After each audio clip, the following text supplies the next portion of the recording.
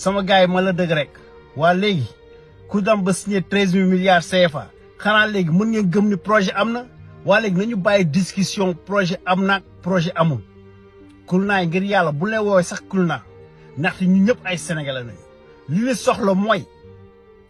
Sénégal réussir li ñu soxla mooy président Diomaye Faye avec son premier ministre Ousmane Sonko ñu réussir lii nga xam ni ñoom nañu digle sénégalais yi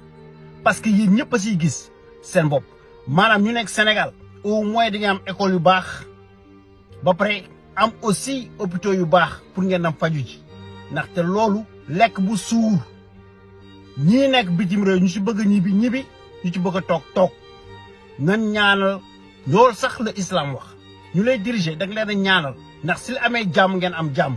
te moment bii loolu lañu soxla nañu bàyyi division bi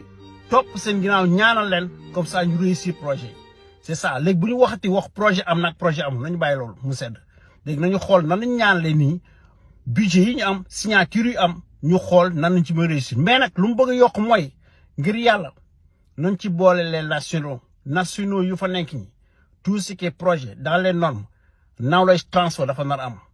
maanaam ñoo xam ni dañuy liggéey ci domaine bi te des nationaux ñu dooleel leen comme ça koppar bi mën a toog Sénégal yokk GDP bi loolu nag lu jara faalu la